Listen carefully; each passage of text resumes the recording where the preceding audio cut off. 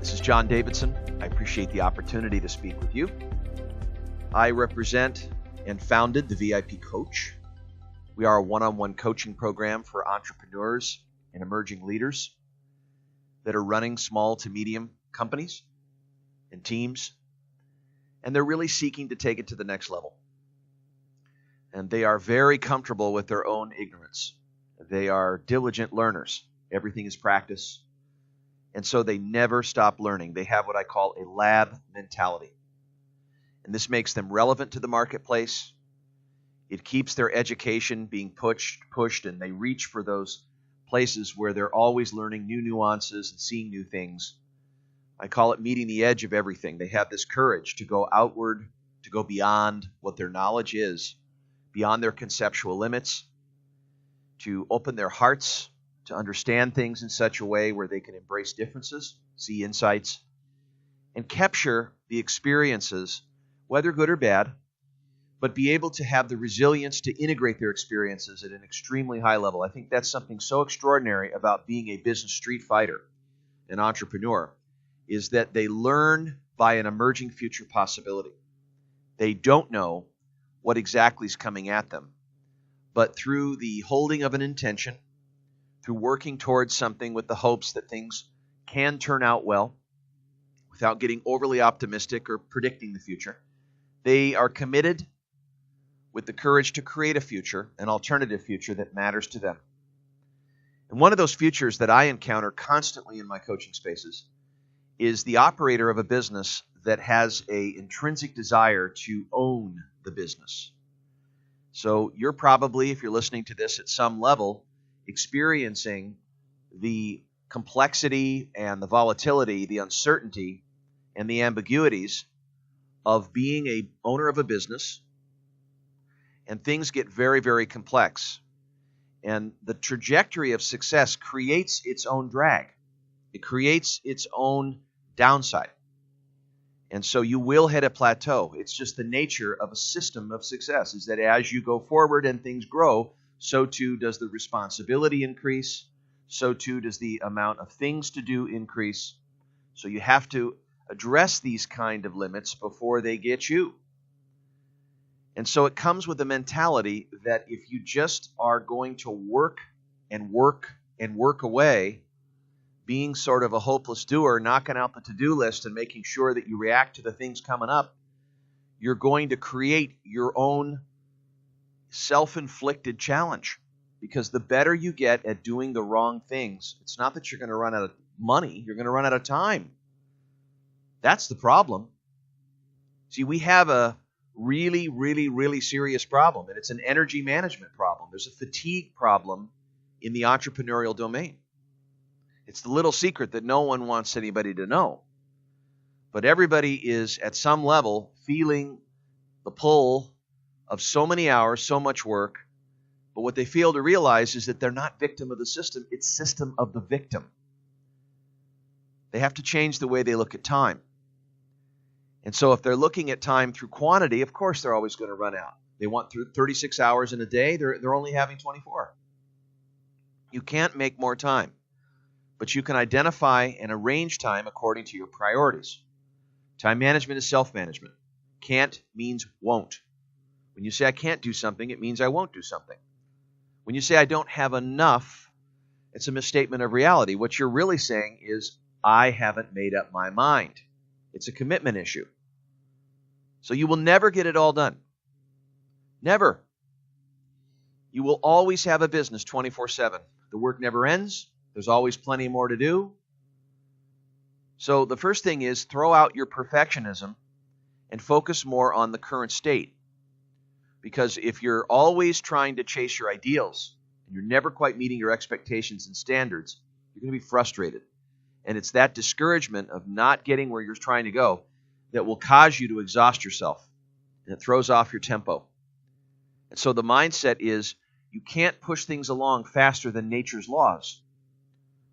Right? When we create things, a business, a book, whatever it is, a relationship, we create children, we have to observe and bear witness by listening to what something is ready to take in.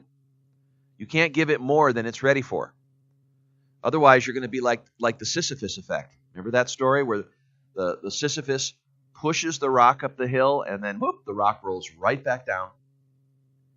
Because we're so busy trying to get to all the things that we're not getting to the most important things. And when we major in the micro, when we fuel the trivial minis and not the significant fews, we create a situation where we're so busy being busy that we can't get to anything that would make us a lot less busy. That's the conundrum. Now, some of us are driven by other motivations that we fail to see are hurting us. And you might call one of those motivations looking good. I find business owners with a hidden pimp factor, that they want to appear like they know more than they do, and that they don't want to appear like they're failing. They fear humiliation. And so they misrepresent where they are, they misrepresent what they know, they misrepresent what they don't know, and they get themselves into all sorts of trouble. And so one of the things that I think becoming an owner from an operator starts with is minding your ending. What does minding your ending mean? It means cutting to the chase and focusing on outcomes. That's right. What are you trying to create?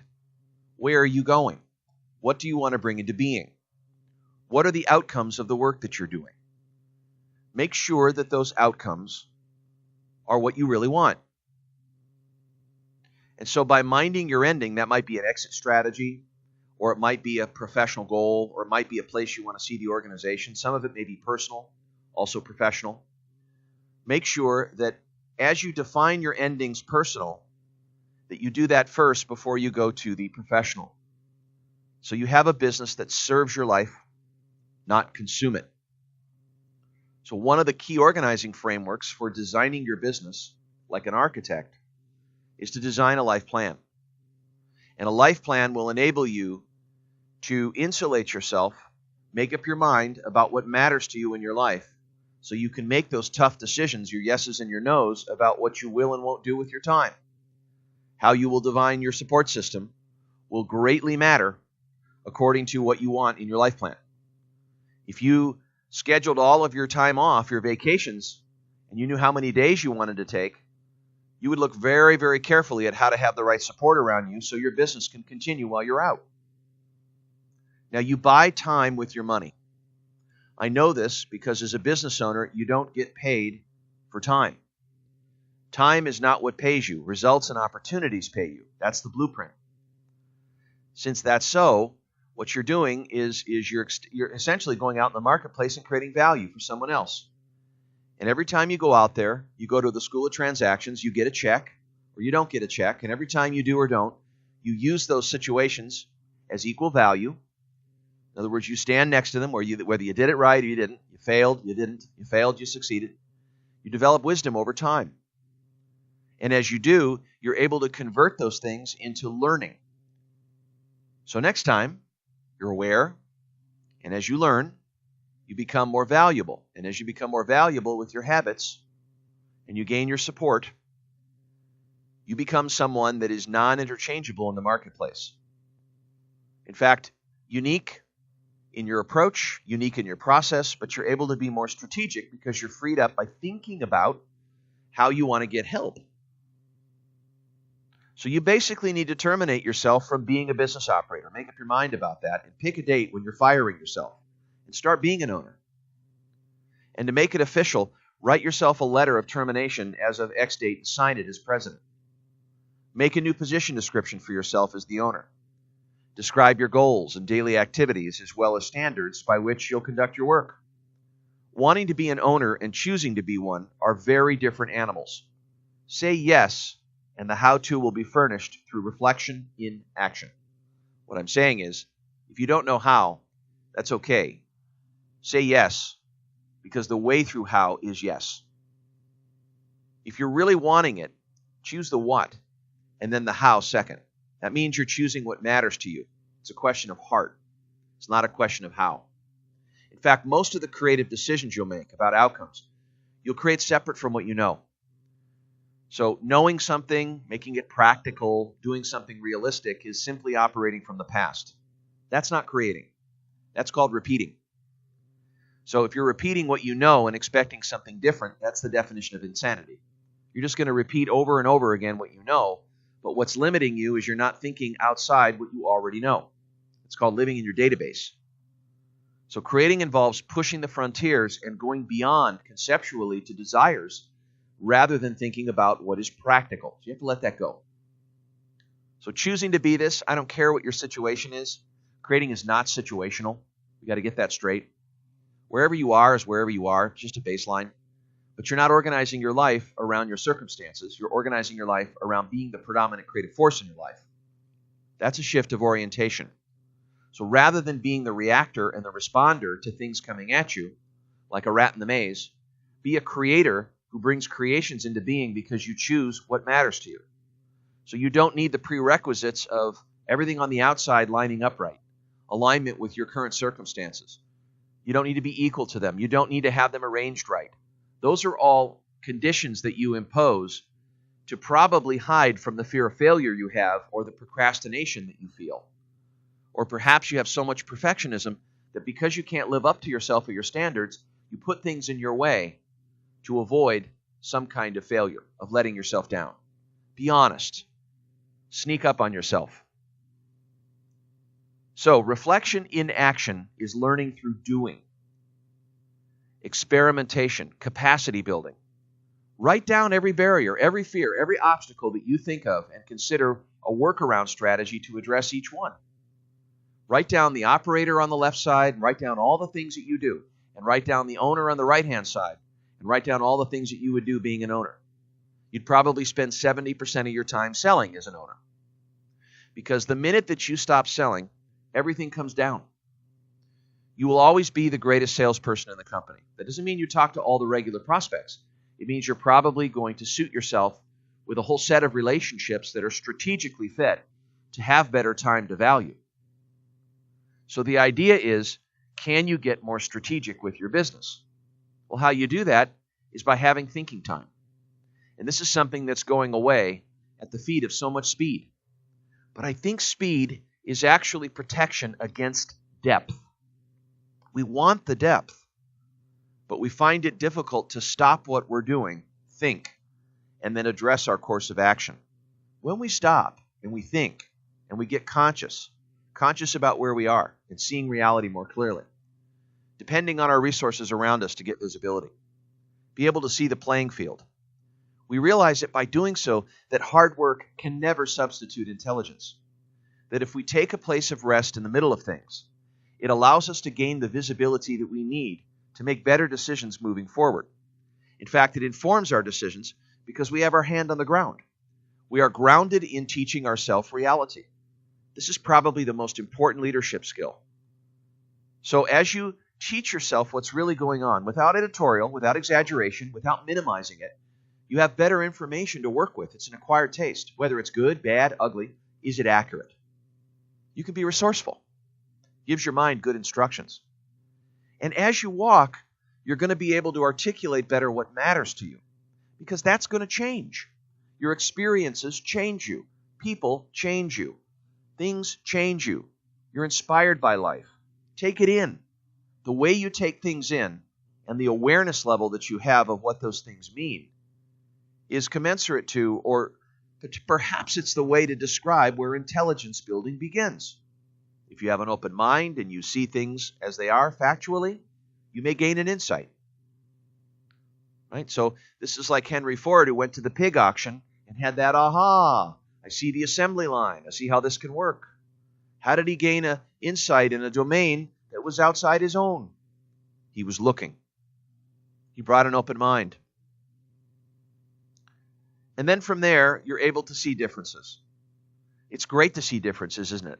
So when you go out of town and you get away and you go elsewhere, you go to a foreign country, you live in another culture for a few weeks, you get perspective. You're able to look back.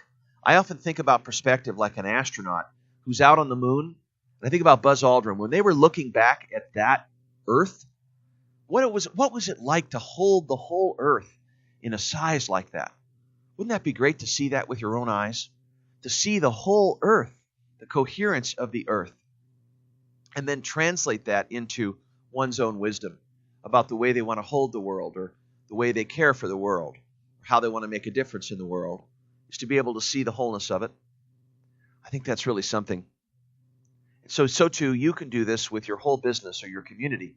You can go out into the world and take a journey.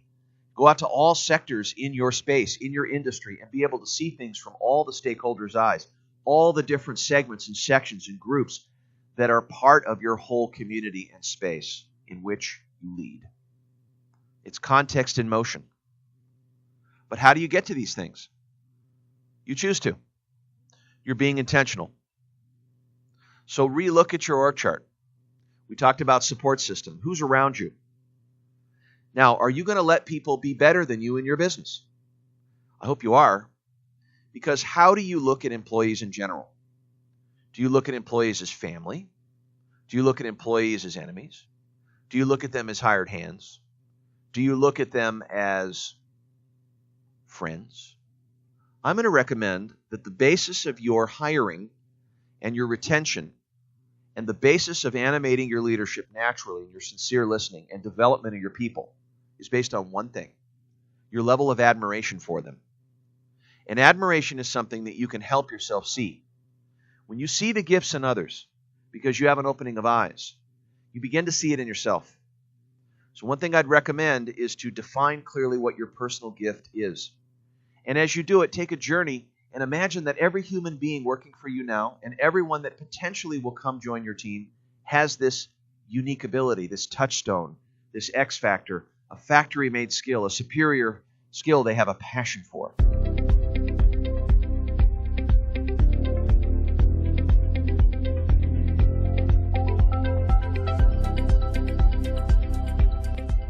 So let's review what we've talked about so far, because I think there's some very key points here.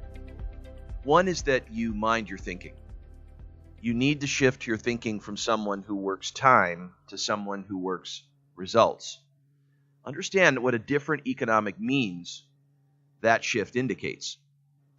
That when you're working time for money, you're thinking like an employee, because you're thinking about the quantity of time rather than the quality of time. And what that does is put you into a scarcity type economy.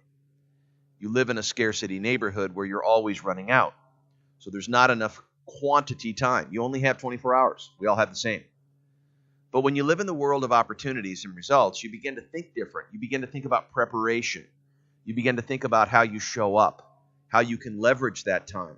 You think about how to multiply that time, so that if you do activities that you automate, you do improvements to your business, you upgrade a system, you get more practiced, you increase your habits, so too do you increase the leverage that you have with that time. This is called the law of short reverse.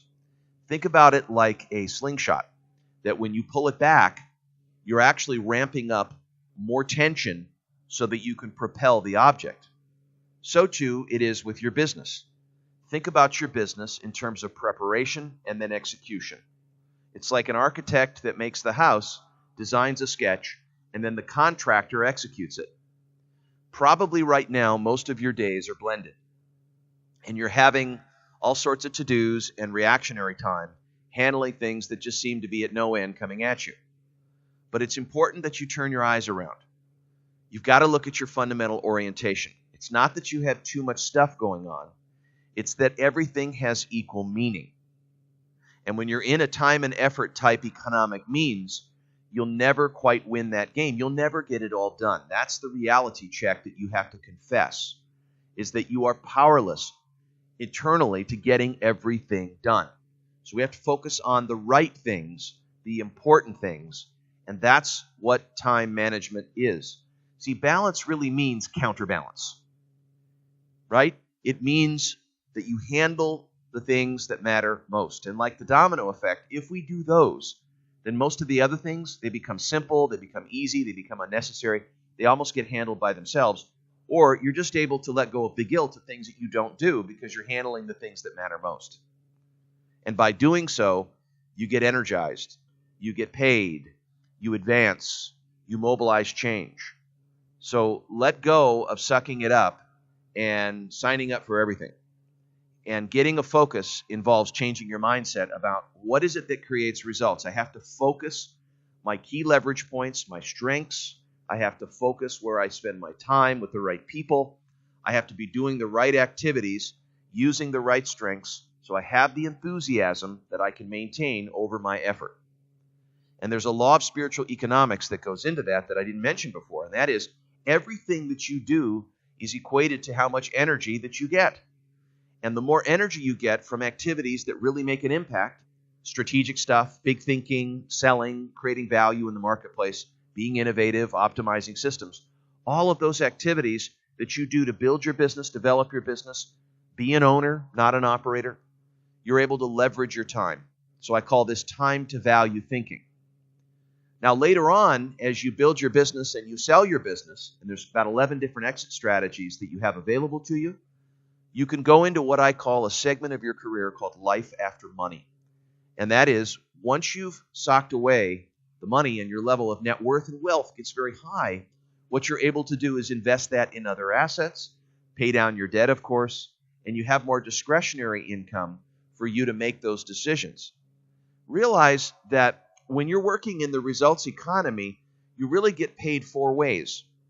So you make a sale that's actually the money, which is the obvious one, right? You go out in the marketplace, you get a check, you create value for someone, they continue to pay you, you have a contract, you have a client, you protect them, you bring them unique advantages, all sorts of new ideas, you influence them, provide them leadership, creativity, capability, relationship, trust, value.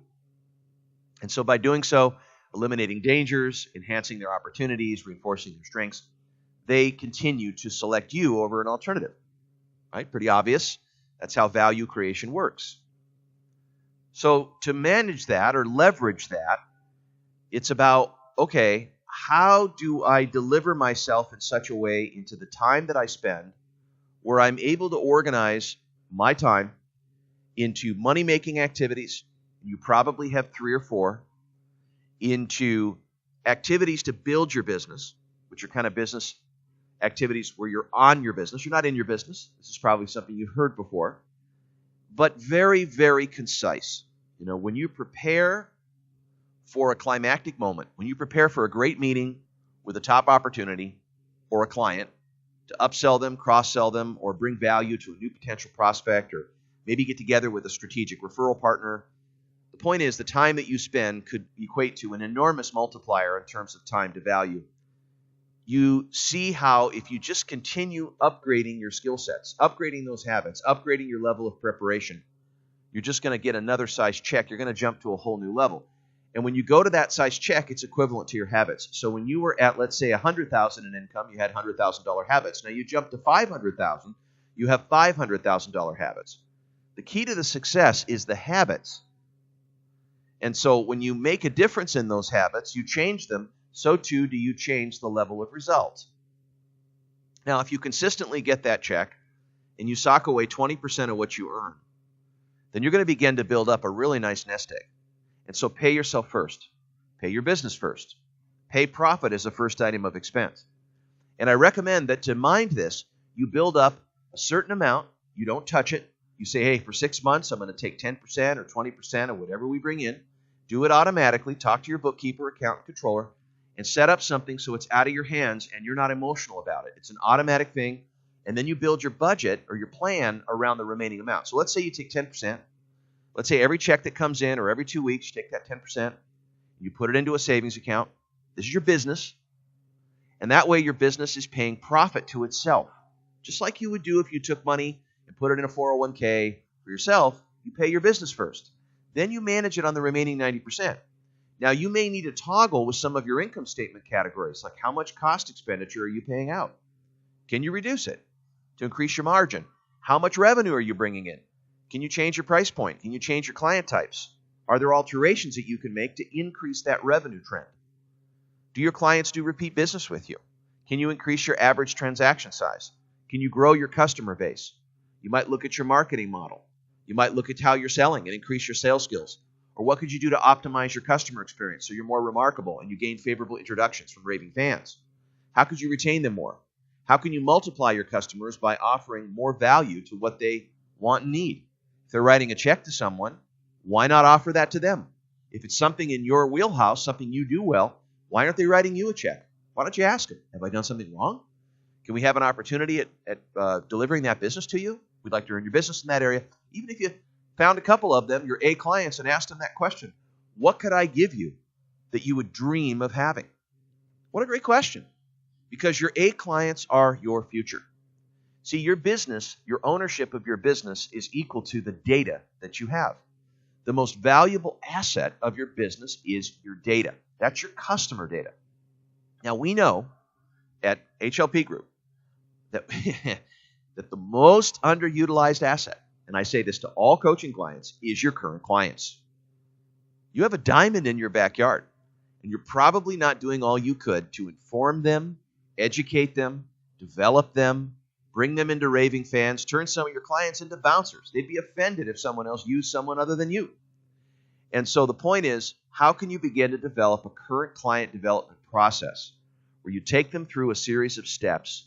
Maybe you get a report card from them, maybe you compliment them, you gather feedback, you have a discussion about favorable introductions, ask them to pinpoint some ideal clients for you, and ask them to take control of how they might want to interest them in you and how they want to make that connection. Let them control that. But maybe write up something, maybe a letter that describes how to introduce you, because you take the burden off of your customers. Probably most of the referrals that you get are passive. They're not active. So 2 things right off the bat that you might start doing is start thinking about how to cultivate a referral lookout by orienting your top clients around the fact that you're a referral-based business. The referrals that you get are much more lucrative. The sales cycles are less. The average price point is high. There's usually more value. They're more open. They're more trustworthy because someone was a hero for them and said, I really care about you. I want to make a great introduction to this resource. You got to have it. Referrals don't come necessarily from how great your clients think about you, although I think you're great. They come from how much they care about the person they nominate. And so it's important that you establish the bridging elements to make sure that the nominator looks like a hero and that the one who is getting the referral to you is followed up immaculately so that your brand architecture starts right there. So just imagine, in terms of time, in terms of what you do and how you invest it and how you're going to get more value, you're in front of all the right people, the ideal clients. It's like a sharpshooter. You're educating your clients around the referral process, and then you have a fearless referral conversation at the moment of truth. When you've delivered the goods and they're happy with you, you can pivot to asking for favorable introductions. And I recommend that you do this as your natural course of business. You inform them at the get-go when you start transacting with them. Hey, let me tell you about how I do business, and let me show you how it helps you. And when you talk to them about these opportunities, let them know that you are a by referral business. And that's the greatest way that people can pay you for being happy and satisfied with your help. And that by going out there and offsetting all that energy and time and prospecting and all that, all the money and resources, you're able to redirect that back to them and their account. You can explain that to them, that by giving you favorable introductions, you get to wash away, you get to cut out all of that energy and effort and blood and sweat and all that you're distracted by, and instead you get to invest those interests in them. And by doing so, you would never expect them to refer you unless you took their vested interest to heart like that. Explain that to them. And say that down the line, if they're satisfied with you, the 5 or 7 things that you do that you measure your success by, that you would love those 2 or 3 favorable introductions that would foster what you're saying. So imagine this. Imagine last year half of your clients, or let's just say all your A's, paid you 1 or 2 favorable introductions. Can you picture your bottom line? Can you picture what that would result to? How would you invest the money? What assets would you buy? What would you pay off? What would you do? Just think about it. It's pretty neat, huh? So now, let's calculate how much income you need for the next 12 months. And consider the sales activities that are needed to bring you an owner's draw to pay for your lifestyle. Let's go through a life plan. So if you write down the ideal lifestyle, let's take a 3-year vision. You are the owner. You're acting as the owner. So as the owner, you want to be somewhere. So you think about how you want to be spending your time in 3 years. In the business, outside the business. Use your creative imagination. Write down your future you. Who are the relationships around you in your life? What about the professional relationships, your sphere of influence, your supporting cast, your inner team and your outer support team, your advisory network, your brain trust, who you run with, your clients, what they consist of? Because your income is equal to the relationships that surround you. And also, your emotional life, it keeps you sane. When you have relationships that are healthy, not toxic, it helps your quality of energy, your emotional energy, and also your mental energy, your focus. Because you don't have all of that disturbing cadence around you, drama. But instead, you're picking wisely who you want in your cast. So as you sit down, think about who that is in 3 years, what that would look like. Put yourself on it. Think about being there. Visualize it. What pictures come up? How about money? How much would you save? Yeah. What would you do with it? Where would you invest it? And how much are you earning? And where are you earning it from?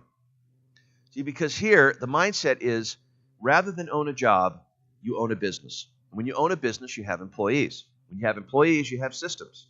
When you have systems, you have checklists, quality control, routines. You have the ability to delegate such that people are competent without you. See, delegation doesn't mean just handing off work. That's called dumping. Delegation means developing your people. And so one of the key sales that you make is something that you sell. You sell freedom. And when you do that, you give people free license. You give them the encouragement, the empowerment to be more of themselves. That means everyone has an X factor. That means everyone has probably a level of enthusiasm for one or two habits at the business over another. I remember one time my assistant Marie came to my door because I do a lot of videos on YouTube. I love education videos. I'm very good at them. And she said, I'm intrigued with how those videos are made. I'd like to take a stab at, I'd like to edit them. I'd like to see how I can edit them. She says, I've been learning this new software. Would you give me a chance? I said, sure. She came back a couple of days later and made an unbelievable set of videos. And I said, how did you do that? And she said, I just love doing it.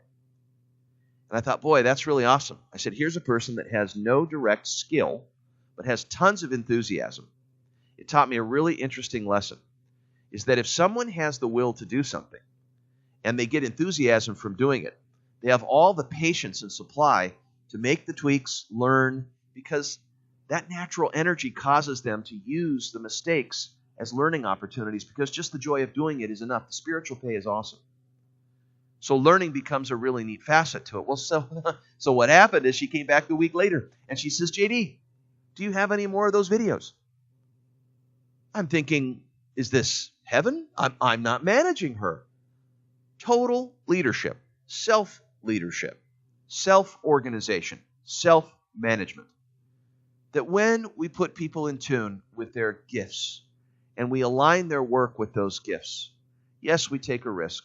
And not every single position description and task on it or objective will be right in their enthusiasm. We know that. The organization has needs.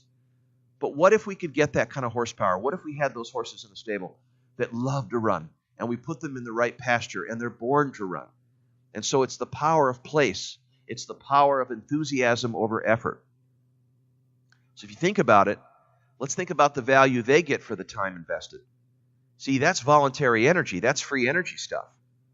So the sale you make is like a freedom sale. The more you hand stuff off into people that have that ability, the more you're able to depend on them for consistency, because they'll self-manage. They love doing it. It's not because you asked. It's not because you held them accountable. Really, there's no such thing as accountability. You can't hold anyone accountable. You can hold a grocery bag. You can hold a baby. But you can't hold anyone accountable. Accountability is the consent. It is the choice to create, the choice to contribute. So you can only invite, not dictate, at best. Now, that being said, what I'd like you to do is go back to your income piece. Think about that income number in your vision. Now let's go into how you want to distribute your values in 3 years. Where do you want to be expressing your most fundamental values? What are those? Right? Let's get those integrated and how you enmesh those. That's what brings you alive. That's the spiritual piece, is becoming more authentic, becoming yourself, your convictions. So what are your integrated values with your business and your life? How are you spending your time inside and outside work? Who are you hanging out with in your personal and professional domains? And money, what are you saving and what are you earning? And what for? Time, money, relationships, and purpose. These are the core four to what organizes probably most of the content of your future you. Now let's let this be the rudder in the water. So as you go out and make the money sales, now that becomes a living means, a functional means of buying time with your money. That the more you earn the money, the more you're anchored to the motivation that your life plan is delivering to you. Remember, we're going to build a business that serves your life, not consume your life, right?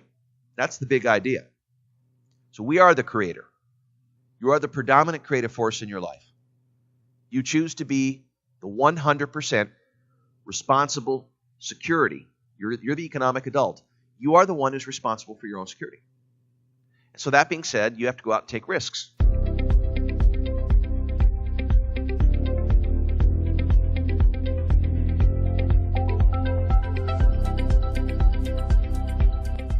Now, in doing so, the way to buy time with our money is also to invest in that personnel. And so it's important that you start impact filtering all the things that you're doing. Start being mindful of everything that you're touching. Do you really need to be touching this or that? Look at everything you're going to sign this week. Look at everything that you're looking at. Look at every moment, every 15 minutes. Audit your time. What are you doing? Who are you in front of? Is this a 1, something you stink at, you're incompetent at? Is this a 2, something you're par at? Is this a 3, something you're excellent at? Or is this a 4, something that gives you energy? When you start to think this way and you begin to extricate yourself from the things that are not a 4, the things you're unique at, the things that are superior in terms of skill, and your enthusiasm, you begin to sort of shift. You see possibilities in that maybe around you, you could have others with 4-level skill and enthusiasm that fill in your 1, 2s, and 3s. The 3s are the hard ones because there's probably a lot of stuff you would hang on to that you're excellent at that's pretty fragile. You know, you've gone out, you put your kids in the best schools, you got a big roof over your head. So when you get into too much excellence work without enthusiasm, that creates a trap. I've seen a lot of attorneys and doctors. I've seen these folks really suffer much because they're so good at what they do, they're trapped in their own success. Is they want to be doing something else that's the dream. They want to shift where they're spending their time and investing that, but they can't get to it because they've got a whole world that's rigged to depend on them internally and externally for a brand. And this is one of the main reasons why I created the VIP Coach program, was to help those professionals that are so stuck in being so successful that they just didn't see the hangover that was going to come. And they didn't expect it, and they got hit like a bat out of hell, and they didn't see it in their career. And then they reach this arc where they say, is this all there is? You know, what am I going to do when I grow up? I'm miserable. I got the world thinking everything's just going fine. I'm making great money, but I'm dying a slow death inside. I'm losing all my spiritual pay. So their ambition's in conflict with their fundamental values. This is called the ceiling of complexity or the plateau of progress. So if that sounds like you, keep listening. Another thing you may want to look at is to look at the current systems in the business. So you have some specific days that are set up, 6 to 8 of those days, for you to run some maintenance on your business. You have to work on it, not just in it. And so by having 6 to 8 blocked days that are designed, just like you're going to take your car, if you're a race car driver, into the shed, put new pipes on it, make sure the tires are up and running right, make sure that you replace things before they break. You'd want to make sure you were prepared for that race so that you're able to maintain the continuity. You'd want to make sure that your game is on point. You want to make sure that you got your pit crew lined up to make sure you're supported right, you got all your communications right, make sure all your checklists are in place. You want to make sure that all your capabilities and systems are all top-notch and optimal.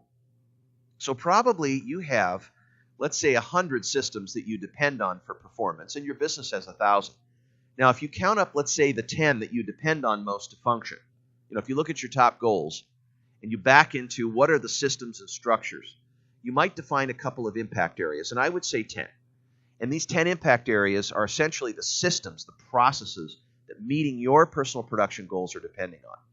Example, your sales systems, your marketing lead gen systems, your customer fulfillment systems, your CRM system, your position descriptions, laying out clear systematic positions and role descriptions, making sure that your manuals are documented properly, making sure that your customer feedback system is set up. So systems are like a checklist. They ensure quality control. They create an organized consistency. And it doesn't mean that you correct every single system, but you have a time and place to optimize, let's say 10 of the top systems that make up probably 70, maybe 80% of the performance. So a very significant set of few systems are going to make a huge amount of impact. So let's not work on the 80 to 90% that brings 10% of the impact. Let's work on the 10% of systems that bring 80 to 90% of the impact. So make a list and then tag the people that are involved with that, and then start setting up a meeting system so that you have a series of meetings to spend 5, maybe 15 minutes a week with those individuals to kind of capitalize on what steps, what process designs, what steps you can take out, what you can do to bring those systems more efficient, more documented with policies and procedures and processes. And the point is you must document them. To execute on these systems, they cannot be in your head. So if you don't have a time and place, days that are scheduled, you're just the hopeless doer. You're going to keep doing what you're doing, being too busy to do something that can make you a lot less busy. It's that incessant freneticness that can really get away from you. You've got to be very careful because that's like an avalanche. Once you're caught in it, it's like a beehive. It's like a snake pit. So the stronger it gets, the stronger it gets. So quit getting good at things and instead focus on the systems more. That way you can delegate them more. You can become more systems dependent, a little less human dependent. One of those systems that's really key to driving it all and how you shape it is your company mission, your company values, and your company vision. So I recommend that part of your initial meetings with whomever you're going to meet with is all about where we're going, why we're here, and what we stand for. And you might want to, again, what's born out of that vision are some business goals, audacious goals, 2-year goals, 3-year goals, 10-year goals, big goals, impossible goals, impractical goals. I recommend that you do that so that you're challenging your team to raise their game. If you think too practical, then you're only going to approach things from what you know, and that limits you to mediocrity. Focus on the dream. Focus on what matters to you. It's not what it is, it's what it does to you. So relook at these things as guiding ideas, because ultimately, these are the things in combination with their unique ability that will remote control them. Not only the meaning and intrinsic value for what they want to create with you, co-create, but also look at how they can take aim with their gifts. So intrinsic desire and self-knowledge become the two towers of horsepower for your team. And the more that you hand off into their self-knowledge, their unique ability that's known, and the more that you continue to produce a cadence, a strategic communication commitment to what we're creating and refining that, and also that gets you in tune with where current reality is. That part of your ongoing one-on-one and your group meetings or departmental meetings is to discuss what's really going on. I think one of the greatest things that brings people together is sharing an understanding to define current reality and actually teach it to each other. Is that everybody has a different point of view and vantage point, which is a great addition to a larger puzzle. So if we agree that we're going to dialogue on what's possibly true and how we look at it, through each other we can learn how to learn as a team. And we can learn that we depend on one another to construct a complete picture. This creates teamwork. We also know that in order for us to really pull something together as a team, we need a bigger goal or a vision that depends on one another to become true. So by having a vision and a commitment to vision conversations about refining what really matters to us and where we're going, and what's getting us there and what's not, the commitment to the honesty in conjunction with the commitment to the desire, these two are the fundamental sources of translating the difference between where you are as a team and the organization and where you want to be into action. That difference creates tension, what we call creative tension. Now, sometimes along the way, the team is going to have emotional tension. We're going to add meaning and interpretation to where we should be because we're not. And sometimes there's perfectionism. We're not living up to our ideals, so we're frustrated, we're set back, we're discouraged, or we have moments of truth that are failures. We have to use those for feedback. But you can build a team that has the inner toughness and resilience to not take it personal, but to begin to look at current reality as feedback, not failure. So relook at this. Once you set a direction as the owner, it's important to keep a cadence on current reality. Having a team that's in tune with where they are on the road compared to where they're going in the destination is so key to making good decisions, being effective and efficient. You will get them to make strategic adjustments. So it's important that you filter everything through what you're creating. Now, it's important that you not go into what each individual wants out of the business. This can be very corrupt. We're talking about co-creating, generating, work group creating. It's not about what you want. That would be corrupt because it's all about ego and it's all about being in a first person. We're talking about third person co-creative effort. We're talking about cultivating spirit. And you can't measure spirit. You can see it. You can see it in the prophets. You can see it in the environment. You can see it in the tempo. You can see it in the way people conduct themselves. So we're talking about really minding your support system. And so you need to delegate everything except what you enjoy doing most and what gets you the best results. And do the same for selecting people to where your needs are. This means you got to define what helping is, giving help and receiving help. Make sure that your team understands, especially your managers, that getting help from them is about providing you actual situations, being eager to talk to you about what's wrong, and do it responsibly, quickly, to be resourceful. It's important that when you're interacting with your support system that you are not the hero, that they come in the room with the monkey on their back and they leave with the monkey. So when they come to you for answers, let go of knowing how or what. That way you don't insert yourself into some kind of disempowerment cycle where you're the dependable hero. I have some answers and you don't. You're my project and this is patriarchal. Look, we're not doing parenting. We're doing partnering. So let's create an atmosphere of consent and use the right use of power here. Your job is to confront people's freedom. Freedom to choose. Freedom to choose how they're going to handle an issue. Freedom to choose what they want to create. Freedom to choose how to look at things. So get into more inquiry. Have them describe the problem to you, how it works, rather than get to a solution. Don't play the fix-it guy. You're not MacGyver.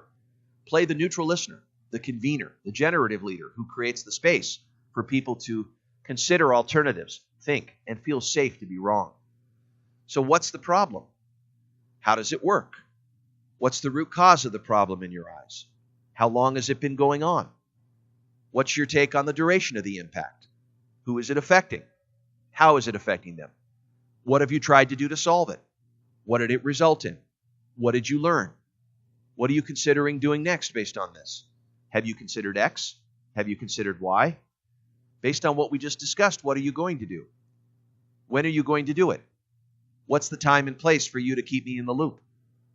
Not one of these I've made statements. I haven't told anybody what to do. I haven't given them any answers. I'm guiding them through a thought process where I'm diagnosing and I'm confronting, but it's all inquiry so that I'm getting the employee person, I'm coaching them on how to come up with solutions on their own and to contribute their thinking for the organization so they take ownership of the problems. Now, one thing I recommend here when you're minding your support system is you've got to be very clear about when you're available and when you're not. So when you come into the business, have a very specific thing that you're doing and let them know why you're in and what you're intending to do. If you have staff meetings, let's say, you have a weekly tactical meeting, let's say, or you have a monthly strategic, be very clear about your agenda, why you're in there, what you intend to accomplish. The strategic meetings of 1 hour, 2 hours could be more about the top 3 topics for the month, while the tactical meetings can be more informational and talk about specific things that are going on to be responsive to change. What I would recommend, though, is that you bite your tongue and always ask 10 questions to one statement. I know that's tough, but that way you're being the inquiry person, the convener, the coach, not the hero or the person with answers. You're not father or mother knows best.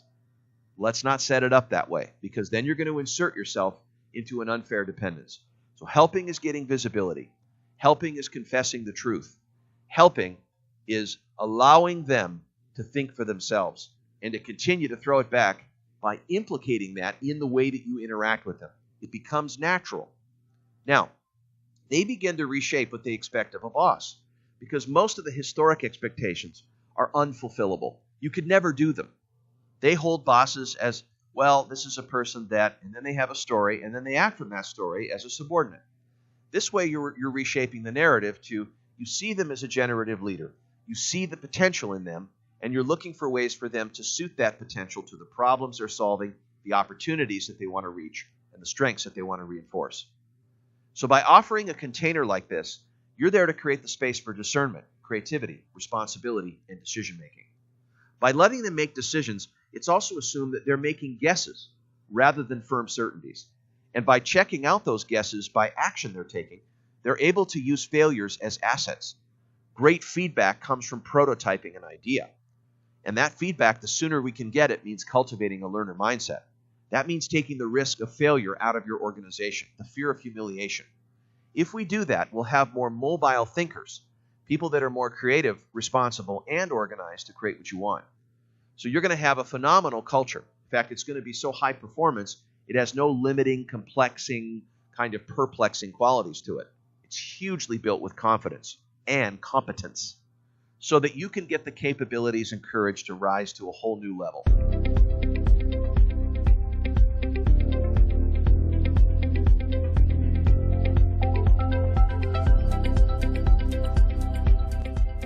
Now, I'm sure this world sounds a little different than what you're currently doing.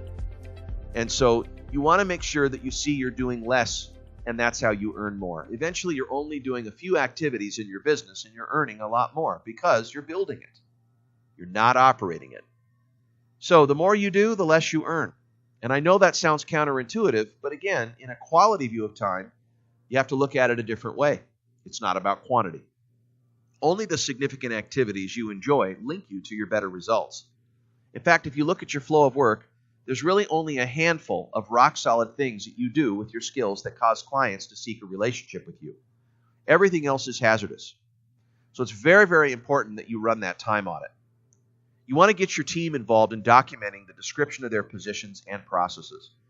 Have a capitalism talk with them to say, look, for every dollar I invest to get $2, look for ways, you guys, to systematize your domains. In what ways can you upgrade or systematize your domains so that your time leverage is based on a model of delegate, automate, or eliminate? That's right, D-A-E or D-E-A. So as you think about it this way, if you're using your time when you're doing maintenance, not money making, not selling, because that's the other time when you're creating value, but if you're doing that, you're making another type of sale, and I call it a capability sale, which means that you're in the backstage, just like a show performer, and you're adding on a new nuance or coming up with a new optimal condition for the show. This is great. What this does is it takes a whole level of multiplication into effect. You're able to multiply your time because now you have a system. So get your people participating in continuous process improvement. Remember, those 10 impact areas are key, and the people who will be doing what by when, having those weekly meetings with you to check in. It's a process of eliminating waste, increasing optimal effectiveness and efficiency, and ultimately you get to systems that can no longer really be optimized. I would recommend in the organization you cultivate a lab mentality. I talked about this. That you have these conditions where you get them to see that they never stop learning. The agility in the organization is high. Everything is practice. So, again, this means that you'll always be hiring, that you have a super reserve of human capital on tap to put a stop to this disruption. Your job is to set the direction as the owner. Your job is to hire and fire. Your job is to ensure that the marketing has alignment with the budget of the business to ensure that you can maintain growth. But be careful. You're going to get successful, and there's a really interesting bad lesson that the success leaves. It's called overconfidence. Is that when things start to get better and better, more capability sales, more freedom sales, more money sales, all of a sudden you reach a place where you actually created a self-inflicted problem. You might take it for granted that you shouldn't do certain habits that you used to do. See, and I think this happens as we get more successful, as we go loosey-goosey on doing what we say or finishing what we start. It's almost like we think we're too big to fail. And this assumption kills us. And it's a great motive for the competition. They love this because the minute you get complacent, you and your team, thinking you got it owned, they're going to own you. So to avoid that complacency, it's always important to focus 4 habits. Always do the things that you say you're going to do. No matter what your conditions are, no matter how successful you are, you must commit to that habit. Always finish things that you start. There's no condition that disqualifies you from taking the liberty with that. You need to continue that. People don't have relationships with people that don't keep their word or finish things they start. Number 3 is always be on time. Don't start getting late or taking for granted that thing because it shows disrespect for others. That when you're late to a meeting, it's basically saying, we'll start when I'm ready. It's hugely arrogant and disrespectful. And also, always appreciate. Say please and thank you, and make sure that you give 5 thank yous a day, even if it's just from the heart, and pick up the phone and saying thank you for people's contributions. It goes a long way. What you appreciate appreciates. So make sure that you commit to these 4 habits, And whatever you learn, teach. Teach this to your team. Now, mind your environment. You probably have an office. And by having an office, you get people hunting you down. Now, that means you're probably, in a way, a got-a-minute manager. Being a got-a-minute leader means that you're constantly asked a barrage of, hey, you got a minute, you got a minute, you got a minute, you got a minute. And as a got-a-minute manager, you're the one putting yourself into the attack area. So have one got-a-minute or two got-a-minute meetings a day. And these can be 15 minutes. You can do one in the morning, one in the afternoon. I recommend that they're a routine. And that this is designed for your inner staff. They know when to interrupt you, and you tell them the purpose and payoff of the got-a-minute meeting. And what this is going to do is it's going to censor your hallway talks or outside the lanes talks. It's going to keep them channeled into one place. So if you're not in a meeting, don't talk about it.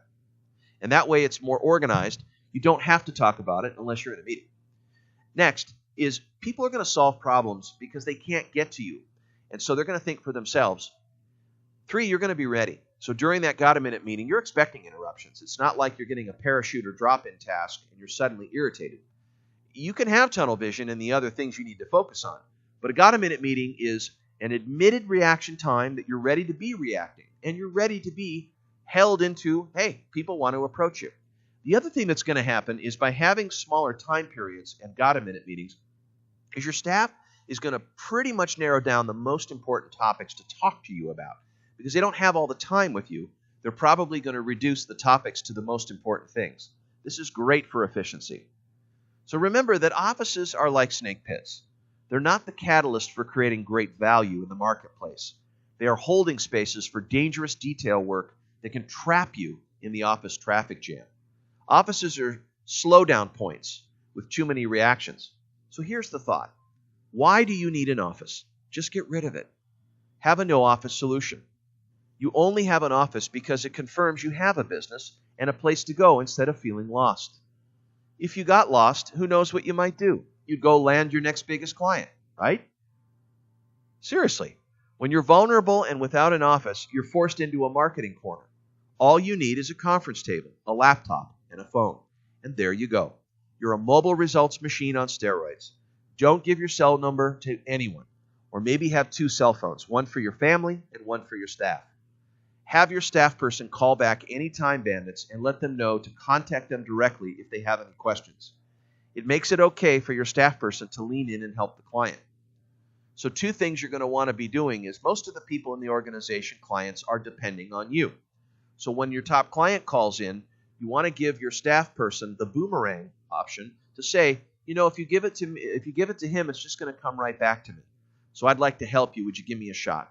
If it doesn't work out for you, I can always escalate you. So your staff is putting people at ease, making sure that they assure people that they're the right point person. That's going to involve some training. So as you do that, give them license to do that, to pivot, and use that boomerang effect to say, if you give it to him, it's going to come right back to me anyway. So I can help you quickly and give you more speed this way. Give me a chance. The other thing that you might do is to make a VIP list of the top 10 clients. This is your kind of creating an iron curtain so that your assistant or your support person can say, okay, these 10 people, they need to get a hold of you. When they call, you jump. They'll email you and so forth. You might also want to set up a barrier by saying, hey, I have an urgent at X email. So if you have an urgency, please email me here. And that way you can triage a bit to know when you have an urgent request versus a perceived urgency. If something's really urgent, they send it to this email address. It's checked. It's forwarded to you.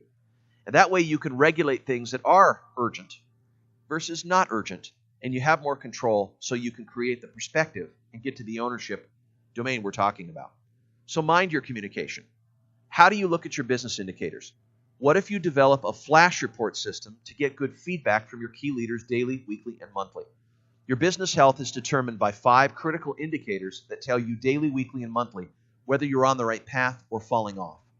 And the key to such a dashboard is early detection and corrective action. You want to prevent the engine block from cracking before it's too late. Consider what matters daily, such as cash on hand and money deposited. Start a minimum cash amount. Weekly, look at the number of new customers, average ticket or transaction size. Compare these to the last week or month to date. You might also look at your receivables, your account receivables, and your account payables. If you could reduce those receivables in days, how much cash would that amount to? And if you could extend those payables in days, how much cash would that account to? There's probably a sweet spot. You might start with 5. 5 days on the payables and 5 days reduced on the receivables. What might that equate to? So that way you've got consistent cash flow. What's great about cash flow is that you're able to essentially pay yourself. You're able to buy more assets, and you're able to pay down debt. So it's the most important thing, and it's where you should be making your decisions financially. As far as looking at profits, you should be bracketing that month to month and looking at the profit trend in terms of how much revenue or sales that you're making over your cost.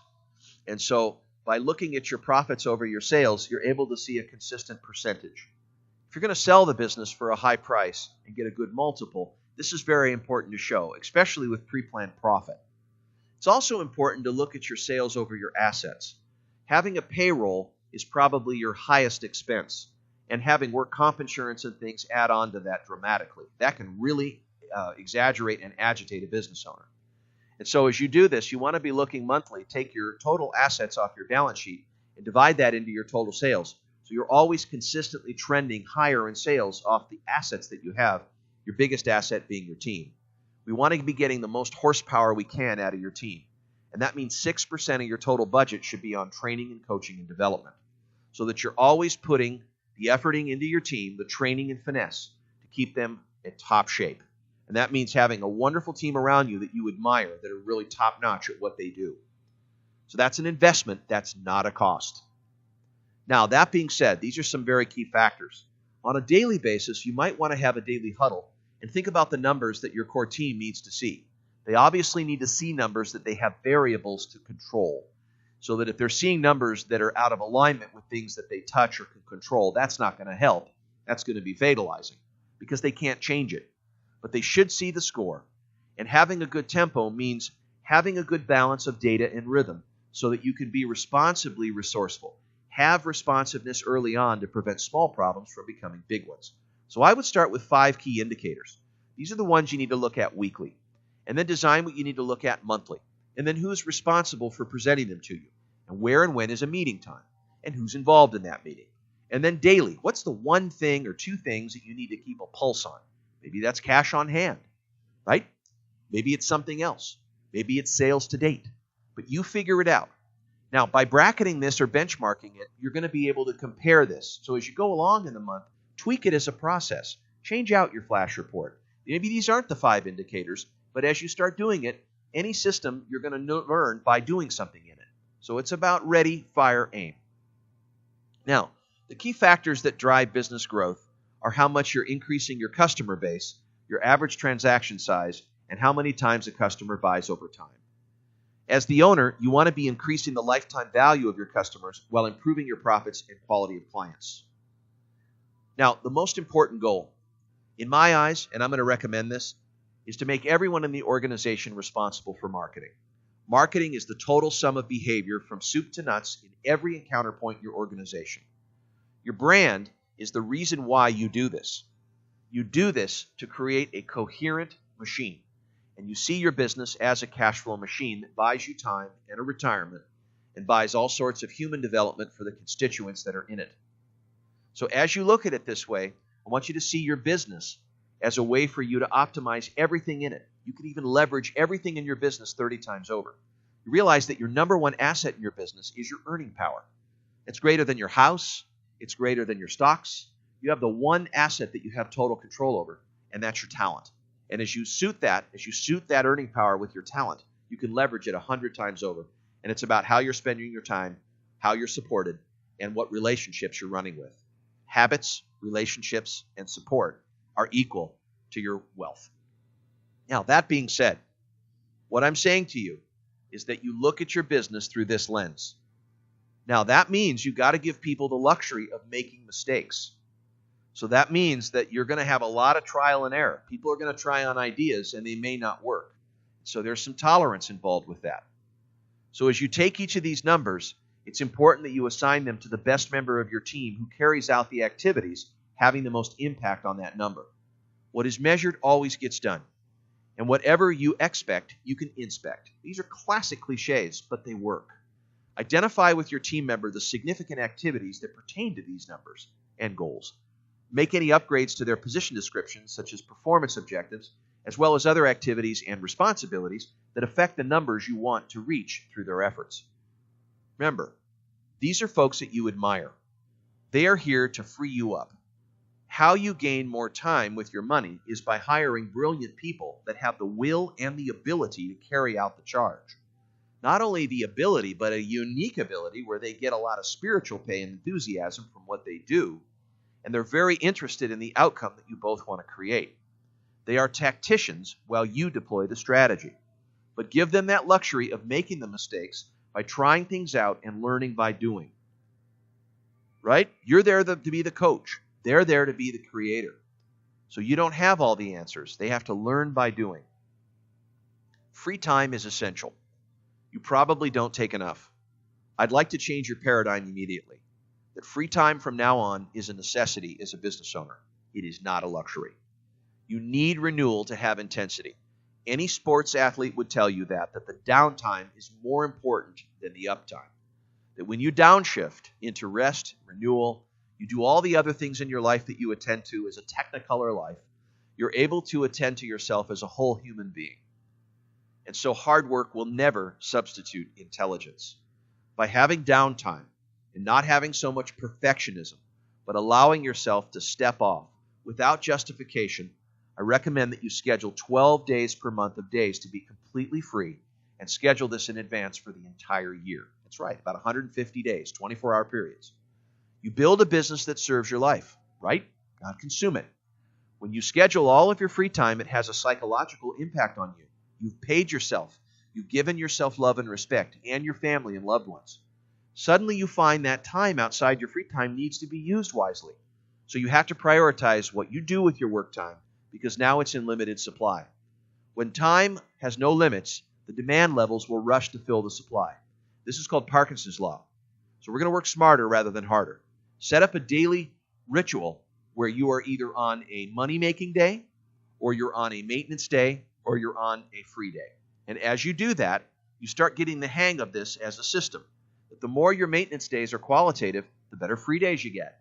And the better lifetime days you get, the better focus days you get too. Those days for you to be focusing on money are totally going to change by how prepared you are, how much delegation you're doing, how systematic you are in increasing your capabilities, and how you clean up messes and things and make sure that your headspace is clear. So you feel great when you have things in check, when you have control, and that gives you the perspective. In fact, it gives you the confidence to thought line to that perspective. So this is so important. It's so fundamental to your fundamental way of being and acting. I just can't stress it enough. And that means that you design your free time, who you're going to be with, what you're going to do, where you're going to be, what are the activities that you love doing, places that you visit, vacations that you take. Intrigue yourself, fascinate yourself. Because at the end of your life, you're not going to say, well, I scored my life by how much I worked. You're going to say how much I actually enjoyed my experiences. So, what you're about to do is you're going to be making this decision, and you have to make up your mind about it. And so this sort of diet of time, where you're giving yourself these 12 days a month on average, means the remaining days, those are work days. So think about it. You're going to probably minus about 150 of those days out of 350 a year. And you got 200 work days. About 80 of those days are going to be maintenance, and about 120 of those days are going to be money. Money-making activities, there's probably 3. So if you focus on those and make 80% of these days exactly what you're intending, you're going to be more intentional and goal-centric rather than reactive. And this is going to make the difference. Because if you go into 50 situations this year and you're this prepared, see, the free days give you another sale. If you get more creativity and you get more energy like this, that enthusiasm makes you shine. People love to buy from people that are present and people that are relaxed, people that are taking good care of themselves. You know, you've been around people like that. They're radiant, right? They shine in their potential. You want to buy from them because they're taking good care of themselves. They stand in their convictions. So this is so important. It's important to your production. It's important to the kind of leader that you're going to be. Your team doesn't want an irritated leader that is constantly tired. They want an invested leader that is energized and loving life. That's who they love to be led by. And the other thing about being away is you're going to notice what your team can do. Is you're going to notice what kind of team you have by how they take responsibility when you're away. So explain to them what you'd love them to do. For example, sit down with them and say, look, there's 2 things I want your help with. I want to be able to, while I'm away, have no screen time. What structures do we need to put in place to do that? And when I come back, I want to hit the ground running without any hiccups. How could we do that? You make that one of the most important metrics for the next 90 days. Now, you might want to bring in surveillance equipment. You could do that. I mean, there's nothing wrong with that. You might want to provide the staff a place for personal activities like checking cell phones, cruising the internet, game playing. And that area should be off the floor, like a separate room for recreation, TV, activities. And that ensures that they do less on your dime while you're not there. So you don't have to be in that fear factor saying, well, when I'm not around, they just play. That's not true, because if they love the vision and they're hooked into their unique ability and you've trained them well and they have clear expectations, you've made those expectations clear, and you have good management in place and great support staff, it's a no-brainer. In fact, the more you're away, the less they're likely to play because they see it's really theirs to keep. It's theirs to make up. So mind your schedule, right? Make sure that you do this, that you lay out that schedule. You have clear-minded kind of a workflow that goes week to week where you have, let's say, 2 maintenance days, 3 money days, and you've got some free days. You take a couple of 3-day weekends, block all your vacations out, your government holidays. Make sure you get 150 of those days in a year totally free. And when you take vacations, make it 10 days. You got 2 days to get there, 2 days to come back. It's about 7 days while you're there. Yep, and make sure that you do the things that bring you into aliveness, that you love doing. Now, you may need to mind your mobility. So as you get this kind of schedule in place, you want to buy the technology needed to remotely get work done. Get an iPad, get a handy laptop, equip yourself with email and voice over IP communication, get Skype. You can do business from anywhere, Google Hangouts, have staff meetings over the internet, use your Wi-Fi. Starbucks is a great place to work if you need to get away and do something in between home and work. This is important because today, the world of flux, opportunities strike suddenly that you need to be where the action is. So some of your best high-performance periods can be found by simply driving around and dropping into clients and prospects. Go see them. Get your trunk set up like a mobile office. Consider all the potential scenarios where you're in an amazing opportunity. You might pop it up where you'll need to be ready for it. I also recommend that, as you're going along here, that you really start to see that your business is really the vehicle. It's a fantastic vehicle for you to build a great life, a great lifestyle. And that if you make it robust, you give it the financial stimulus, you give it the support system it needs, you have the value out in the marketplace by you going out there and meeting and bringing innovations back to what you create and recreate. You create a unique client experience. And this unique client experience, they cannot get anywhere else, and it's crucial to their future success. In fact, the relationships that you create with your clients are more fundamental, transformative, not transactional. That they're the preeminent kind of resource that's looking for a relationship over a lifetime. It's not your expertise that your clients need, it's your humanity. These are relationships. Some of the most rewarding ones at work are just that. So it's important that you spend some sort of off the official time.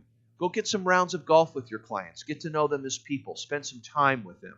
Interface with them. They're human beings. Don't keep your distance so much. Get involved with them. It's very difficult to fire a friend.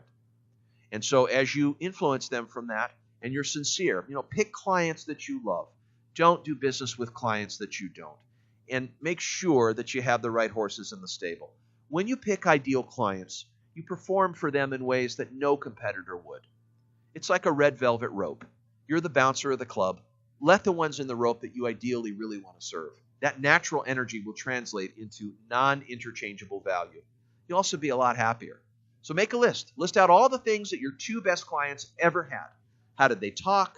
What did they do? Why did you admire them? How did they treat you? What was the way they did business? Be very specific. And then teach that to your team. Your employees are king, not your customer. Because you wouldn't keep a C-level customer around. That would suggest that your employees don't matter. Always furnish your business with ideal clients. That way your employees love doing business with people. And they're not irritated because you're forcing on them some goofball that they shouldn't be doing business with. Always cultivate great clients that show mutual respect. Always cultivate kind of an expectation of them. Train them on that. educate them on that. Make sure that you show appreciation to your clients for what you love about them and what they do that stimulate your best work. You can do this at the moment of gaining a favorable introduction. So, these are many ideas, and I'm sure I've given you way more than you want to or could implement. What I recommend is that you maybe listen to this a few times and then build a 90-day plan. Think about 3 objectives that you considered here, and maybe these 3 objectives would put you on pace for an amazing year ahead. And maybe refine just 3 ideas and start with those, and then take the next 3, and then the next 3. It's about focus. It's not about doing everything. It's about doing the significant few things. And as you cultivate that kind of focus, you're going to get far greater distance into where you're going from design to execution. Now, you may want, as a way to stay on track and to endure and go all the way, to have that courage and commitment and capability and confidence, you may want to lean on a coaching relationship. Coaching is the other conversation. It's the conversation that makes you honest. Yeah, it's not your friend. It's someone that's paid to be honest with you. And it's someone that's paid to essentially give you the feedback like the court jester that no one else would. Sometimes the coach is one who you pay confessions to because you wouldn't tell anybody else. And you wouldn't tell a shrink either because the coach has way too much skill in the other areas, your business, your life, your performance, all that a therapist can't offer. And coaches are always focused on creating the future, not development from the past or ridding issues and things of that nature. You can rid all those issues and still not create what you want. So coaching is about structure. It's about mindset. It's about habits. It's about doing right things right. And the coach is there to create the space for reflection, to slow you down. Think consciously about what you're doing. Make better decisions so that you get sort of things simple, that you know where you're going and you know where you don't want to go. And in doing so, you're able to pass on all the things that are superficial that don't matter. So things get simple because not everything means the same. You get access to all the relationships that you just can't get to through good planning and being able to think strategic about who you're talking to and how you want to affect them profoundly. You get back all that free time in being accountable to yourself and your choice to create a life that you love and your life plan and your life dream. You start to think more about being on purpose and kind of what the purpose of your life is and a much larger picture for everything and your place to take in the ecosystem. And most importantly, as you build a business that you can sell and scale, not own a job. My name is JD. I am the founder of High Level Performance. We take entrepreneurs from a limiting and complex and perplexing organization, an LCP, to an HLP, a high-level performance organization. We help them unify their team. We help them make noise out there in the marketplace and help people see the opportunity of them. We help build their creative freedom so they're able to put creations into their life and actually get access to the creative orientations that they want, to build their aspirations and really go for their dreams. And also live on purpose. So if you have something in this where you want to really pull it all together, from being to creating to relating to earning, and you want to see a prosperity of the kind of passion and purpose and place that you want to create, I recommend giving us a call or look us up online. You can email me at vipcoach@highlevelperformance.com. That's vipcoach@highlevelperformance.com. Or call us today at 714-375-6624. 714-375-6624. Please visit us at highlevelperformance.com. Check out our blog. We have tons of resources on there. Find us on LinkedIn or Facebook or even our YouTube channels. I look forward to meeting you at some point. We also have several books. I've written 8 books on Amazon or Google Books. Just look up John Davidson, High Level Performance. Go to lulu.com and look at my author page. You might enjoy some of the resources on there. So I hope I have an opportunity to get you coached or get your team coached. Thank you so much for listening, and I hope it was helpful.